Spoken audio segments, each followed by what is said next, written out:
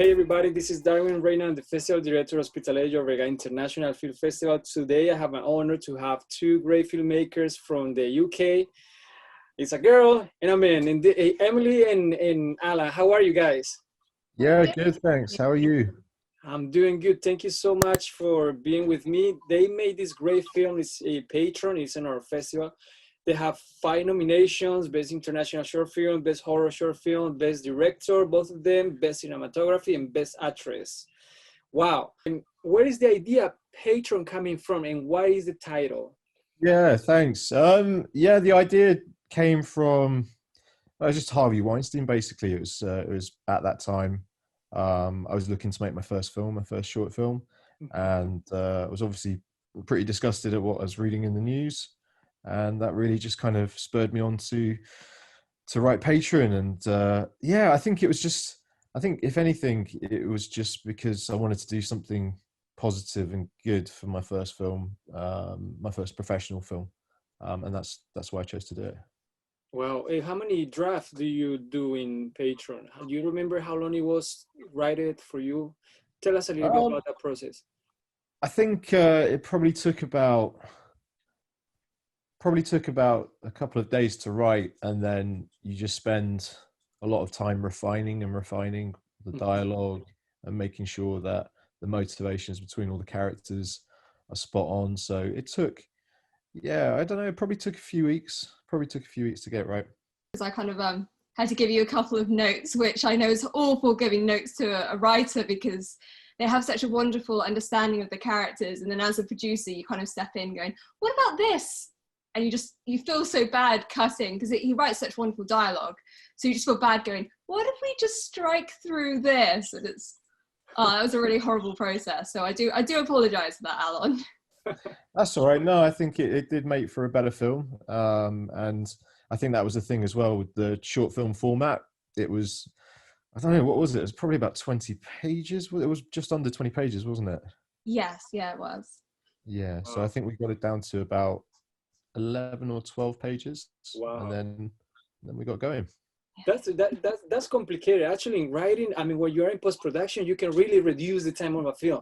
But when you write it, it's really complicated to start taking things away, right? What do you think? Yeah, I guess it was quite difficult. Well, they've got the saying "kill your darlings," and so there was a fair bit of that.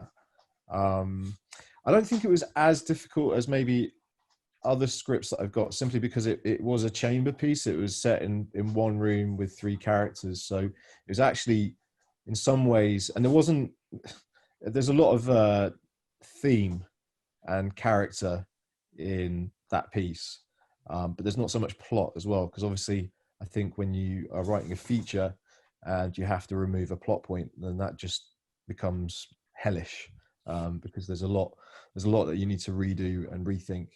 So Patron, it was a relatively, it was painful, obviously, but it was a relatively easy process to cut it down. Wow, Emily, let me get back to you. What was the key points that you really liked from Patron, that you were like, okay, let's work this together? And how was the process when you got the script? Do you suggest, you say already, many changes, or you really like what you just read? How was that? I really liked the script straight off the bat, because I liked the message it was portraying. I think, the whole Me Too movement is stuff that unfortunately people have been affected by. I've actually been affected by some of the issues as well. So it was something that really struck a chord with me, and that's kind of really what drew me into the story. I always work and always look for films with a really strong message, so I kind of really like that. But what I liked about this film was that it's kind of on the nose enough without kind of trying to shove the message down people's throats. Like, you've still got that horror aspect, you've got the nuances between everyone, and I think you can kind of play around with that a lot more. And so I really enjoyed that. And so I just kind of gave a couple of notes, like basically giving Vickie the name and then not having the guys with the names, which, but it's only little things where I could kind of come at it as a woman to help shape Alon. And Alon was very open to those suggestions, because it was just simple things where it's like, you know, when you walk in and a guy kind of looks you up and down or gets you to twirl around, and you do it and you're like, why am I doing this? This is a very odd thing to do. But yeah, Alon was very, you know, open to my suggestions, and there's some stuff where, you know, he doesn't have to take all of them. But it was nice that he, you know, it was a very open relationship, so it was good. Nice. Hey guys, let's talk about the pre-production. How do you guys, I mean, the movie looks fantastic, and there was a lot of preparation, right, before you guys start shooting. Tell us a little bit. And one more question. How do you guys end up co-direct together? Do you guys talk before? How was that deal of directing together the film? Tell me that, I'm curious. Shall I go? I was going to say, who wants to go first? You go first. Yeah, it was, you know, I wrote the script, and I had started on Twitter, and I remember I sent out a tweet, basically just advertising the script, saying I was looking for a producer. Oh, wow. Emily was interested, and I sent her the script, and then we had a lovely first meeting, and then we just started to talk about potentially having another director on board. But then Emily just suggested, she said, like, well, have you ever thought of co-directing? Because obviously it was something that I initially wasn't thinking along those lines. I was thinking that I wanted to write and I wanted to executive produce, but I wasn't sure if I wanted to direct. And so, yeah, she very, you know, we kind of, I kind of thought about it, and I thought, yeah, that's a great idea, and it was a very collaborative process, and it was lovely. Yeah, I think it was, yeah, after reading the script, we kind of just got talking, and I think Alon was very passionate about the film, and I could kind of just see that in him, like within him, and it was just kind of, well, the best way to really, if you know your script so well as a writer, why not? As it's a short film, as a feature, maybe I would recommend, maybe let's not just go and direct a feature, but as it's a short film, you can kind of play with it, you can kind of take that chance to really see what happens as well. And I think it's actually really useful for writers to step behind the camera, because then they can kind of understand why people don't always end up saying exactly what's on the page, or why things got cut, and it kind of helps them in that way as well. But Alon had this kind of, we were going through meetings, and Alon just kept having this, like, he just kept doing more of the creative side, and it was like, well, hang on a minute, you need to clearly explore that. And I hope, you know, I hope he continues to. Oh, well, that's definitely the plan. Yeah, thank you, Emily. Guys, what about the pre-production then? You guys do storyboards. How was that process? It was easy, difficult? It was a lot of ideas between each other. How was that? The pre? Yeah, I think we did I think Alon did his own storyboard. I kind of knew what shots, because it's quite a simple setup. I mean, it's one room, one location. There's only so much you can kind of do creatively. And also it was it's a low budget film. It's a one-day shoot. So you've got to kind of, wow. Yeah, so you have to, all those shots that you want to do, you have to go, I love all your 100 shots. Now we can pick 20. Let's see which ones we do. And it's such long takes, because it is just this conversation. And if you want to do that from all the different angles, you've got to reduce your shots. And I think we both had like the creative shots that we wanted to get in there as well. But I think we were on the same lines. We had the kind of same vision. Who did the cinematography? Because it's pretty good. I love this. That's Beatrice. Yeah, that's Bea. She's a wonderful cinematographer. I worked with her on a short film beforehand, Beautified, and she's just got such a talent, and she's so lovely to work with as well, and she always wants to bring kind of like her ideas on board. So I recommend her all the time. Like, I think she's fantastic. Wow. So you guys did only one day. How do you guys how was the cast? How do you guys cast because there are three of them, they are really good. The girl, the guy, I don't forget the name of the guy, and the old man too is great. How do you guys cast them? Do you know them? Yeah, well, I know Mhairi and I know Jamie. So Mhairi obviously plays Vickie, and Jamie Lee Hill plays the man. And then Peter actually auditioned. But we auditioned quite a lot of people, actually. We were very fortunate with the people that actually were involved, that loved the script, that wanted to come on board. But yeah, so in the end, we ended up with Mhairi and Jamie, who actually, I kind of knew beforehand. Peter was a new addition, a new wonderful addition. I think he does the part wonderfully, and I don't know about, I think he gets Alon's kind of sense of humor, which was kind of in the writing, and it's kind of funny, but also, I don't know, there's an ness to him in a nice way. I don't mean any offense, Peter, but there's an ness to your character. Alan, you were happy with the cast 100%, or how you guys deal with that? That's also a little bit tricky, right? When you are because there are two likes, right? The things that I like and the things that you like. How do you guys manage that situation, Alan? I think of all the aspects of the production, I think we were on the same page with the casting. I think we really, definitely. I think it was just that was such a phenomenal process, because I remember putting the advert out on Monday, and we got over 500 submissions, which was just insane. We whittled it down to a few auditions, and but we absolutely nailed it. We got the best people for it. Jamie Lee Hill is an absolute powerhouse, was fantastic, and Mhairi was just so graceful in the role. She really just had all the qualities that I think were needed for that particular character. It was great. It was really, really good. Also, shout out to Jo Price, bless her, turning up and having to just be plastered in makeup. Yeah, she did such a wonderful job at very short notice. Yeah, and I think the way she just slides into the frame as well was just because it's a very small part. It was just one line, but she just was an absolute professional. It was fantastic. Guys, let me ask you about who was directing the actors. That's also tricky when I have two directors. It was one person directing them, or it was together, or you guys talk each other and say, let's say this to him, I don't like it, or how was that process?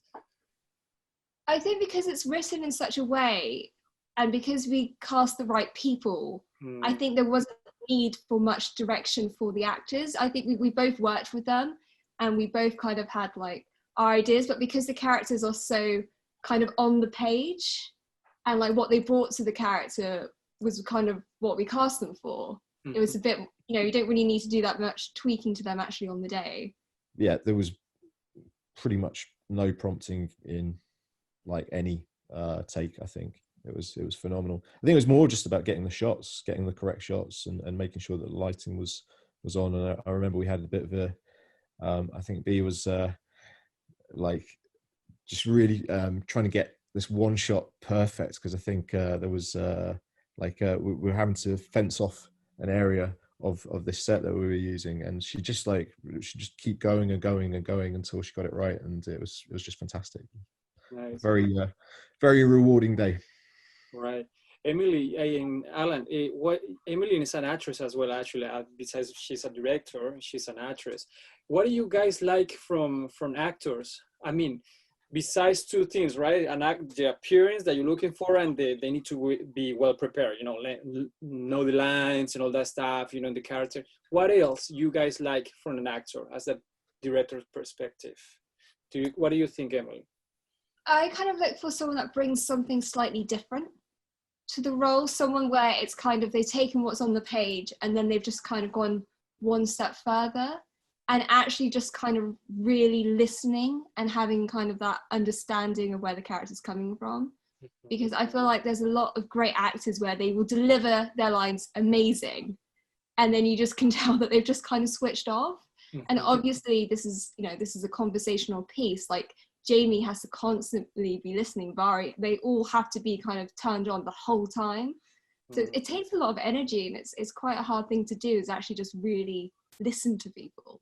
Yeah, I think somebody who just really is able to build a character, and to bring specific mannerisms, and just have where it's really clear, where it's really clear the motivations, the things that are making that character move, rather than just rather than just dishing out lines, that there's a real clear undercurrent, like emotionally. So yeah, I think that's really what. Do you think it was the most difficult part during production, the day? There was something specifically hard that you guys were like doubting, "Oof, can I pull it off?" It was anything that you guys can share with us? I think trying to do like 12 pages in one day, I think that's a nice little challenge right there, actually. Let's do a whole short film in one day. I'm agree. Yes. I think that was the most challenging aspect, is just time. It's just, it's like I said, it's these long takes. It's not the fact of you can just kind of do the 3 conversation here, then it's over here, it's over here. It's like you're having to do all of this side, then all of that side, and these prolonged takes, because they're doing the scene basically every single time. The hardest was getting through all that material and getting all the shots within that time frame, because one day was you're very, very limited. And in terms of like the location as well, we didn't have the location for that long. So everybody kind of has to be on the ball. But we did it. We did it really, really well. So I'm very happy with that. Let's go to the post-production. How do you guys approach the editing fantasy world? Who was editing the film, and how you guys work if it's somebody else editing the film, all of 3 of you together? So how was this process? Tell me a little bit. So the editor is a guy called Simon Pearce. He's a wonderful editor. I've worked with him on a few films now. Very good. And basically he kind of did like a rough edit, and then I kind of tweaked it, and then Alon gave his notes, and then I would give my notes, and there was wow. Yeah, it's quite interesting trying to make sure that we've got everyone's kind of ideas and like what we think we need to cut and what not to cut. I mean, that was probably the trickiest part, because it's not only just us 2, it's like we have a 3rd person with their ideas, and obviously everyone brings their own experience and their own creativity to it, because it's a short film. You have to allow everyone to kind of really be involved as much as you can. So yeah, I think that was the trickiest part, was trying to make sure everyone's kind of along the same lines, but we got there. Yeah. What do you think, Alan? Was challenging for you too? Yeah, it seems very challenging actually, this situation. 3 heads, different opinions. Yeah, I like this, darling, I don't like this one. Explain that to me. I think we all bring different sensibilities, but it was a good fusion of everybody's. And yeah, I was very, very happy with it. I think it's also very stressful, because on the day of the shoot, you're just kind of stressed about getting everything that you need, and then you think, oh, it's fine, I've got everything that we've got everything that we need. And then you're putting it together, and you're like, oh, and then you start. There's a pang of anxiety that first cut, but then we really worked through it, and we found the absolute best moments, and that was credit to Simon, because he was just such a safe pair of hands, and he just was incredibly patient, and just kept going and going until we were all happy with the edit, because it's just such a necessary foundation before you do all the other layers of post-production. Yeah. So it was just absolutely essential to get that edit as tight as possible. So guys, tell me, how you guys decide in the final cut? How was that process of saying this is what is going to the festivals now, and who made that call? How was that? I think it got to a point where I think there was definitely like a submission that we wanted to aim for. So we had to kind of limit ourselves as well. But I think it's like, I mean, I find it, because I write as well, and it's like, when is the script ever really finished? I mean, we can always look back at our work and like, I can just tweak here and I can tweak here, and you can drive yourself a bit mad with that. So it kind of got to the point where it's just like, it's in a great position, it's within the time scale that we wanted it, it's showing everything we can possibly show. We just have to call it. So I think we went through several different versions of the film. I think there was at one point, there was 3 different versions of the film at one point. I think it was like Alan's version, my version, Simon's version. It was like, let's just try and not do that. Oh my There's like three different cuts of this film, if anyone's interested in. Right. So which one was the last? Which one was the final one, Alan? It's the fusion of all of ours, because you have to have everyone's vision. And when it kind of bottles down to it, it's like we can sit here and go, no, for this shot I want this specific one, and then it just gets into that kind of territory where it's like, what is telling the story? You have to bring it straight back to the story, and what is it that, you know, Alon and I are trying to show the audience. Yeah, like completely agree with Emily. It was a real fusion of our sensibilities. I think I think like one of the most important things, which you know, like it was very difficult because again, it's about killing darlings and being, you know, as a writer, like it's just you know, you want to hold on to everything, but it was the right call to try and bring it down to 11 minutes, because I think originally it was about 14 minutes, but obviously you can't get into quite as many festivals when it's 14 minutes. It does put limitations on what you can do. So I think it was a good call to bring the edit down, the runtime down, and we did manage to do that. So that was great. It's tough saying that as well, because this is Alon's, you know, it's Alon's first film, and I'm just having to be like, right, you know how I made you cut your script a bit? Now I'm gonna have to do that to your film. Sorry. So it is a tough process, but especially with your first one, because you know it becomes your baby, and you're kind of there having to go, oh, it's never going to be what you want it to be, but it's as close as it can be to what your vision is. So that's what we try to aim for.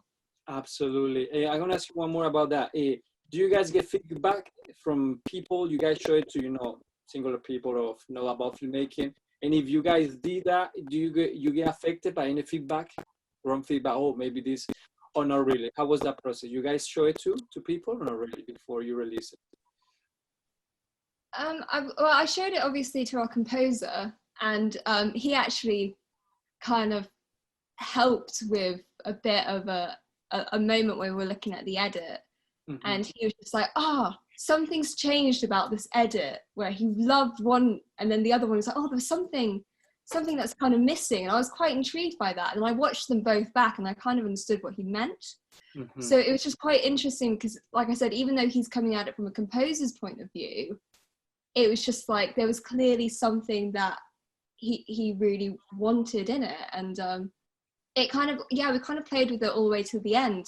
Alon actually had the wonderful idea, I don't want to spoil it, but there's a wonderful effect at the end that happens to Mhairi, which is hands down credit to Alon. Really wanted that in. So it was kind of evolved even up to that stage before we kind of fully decided on it. Alan, what do you think about feedback, getting feedback from from people from our industry? Is it good, or sometimes that can be affecting your creativity or process? What do you really think about that, you as a writer? I think it's kind of like, I think ultimately I'm in this to make the film that I want to make, and I'm happy when like I achieve that. And obviously this was a collaborative effort, and I think we're all very, very happy with what we got in the end. That's the most important thing. That's the most fulfilling thing for me. And everything else is kind of a bonus after that. But we were getting fantastic feedback just from cast and crew who were involved. I mean, big shout out to Fort Nowhere, who did just a phenomenal job on the soundtrack. Absolutely kind of integral, I think, to the finished product. And I remember, Emily, you sent that email and they were just kind of raving about it, like, wow, can't believe this, so tense, this is, you know, so well put together. So that was just a real kind of, that really put wind in like my sails. I'm sure it put wind in Emily's sails. And it was just a lovely thing. So you're like, oh man, we're definitely onto something here, we're definitely doing well. And that's the other great thing about the post-production process as well, is just like every layer that you put on top of it elevates it that much further. And I just remember when I first heard Fort Nowhere's score, I was just like, wow, this is, you know, it just really lifts the whole piece up. So I was very, very happy with that. More questions. We're gonna go very briefly with the composer. How you guys work with the composer? You guys send like the final cut without no music, no clues, no reference, or you give reference to the composer, or you let the composer to be free? How's that process? Well, we kind of let him be free. I've worked with Kieran before on Fort Nowhere, and he's just an absolutely talented guy, and he always really wanted to do a horror. So he kind of knew, as soon as he sees the film, like he kind of just gets it. He really does get it. I mean, I think we might have played him a track or two, I don't know, but I mean, it's Kieran's just brilliant. Nice. So he kind of just like, it works really freely. I think it's interesting to see what they come up with before giving your own notes, just to see what they kind of take from the film and what they want to add to. So, which one is the difficult phase in filmmaking, the pre-production or post? For you, Emily, and for you, Alan, which one personally you think is the most difficult one, which one of the three? I just love doing all of it, to be honest with you. I think it's just, it's a challenge, but I mean, you know, I love puzzles, so I don't really see it as a bad experience. I think everyone comes with the tricky bits. I guess you can be more controlled in pre-production and post-production, and on production, it's just, if it starts to chuck it down or the ceiling falls in, then yes, that might be a bit more of a pain. But yeah, for me, it's the production. For you, Alan, what do you think?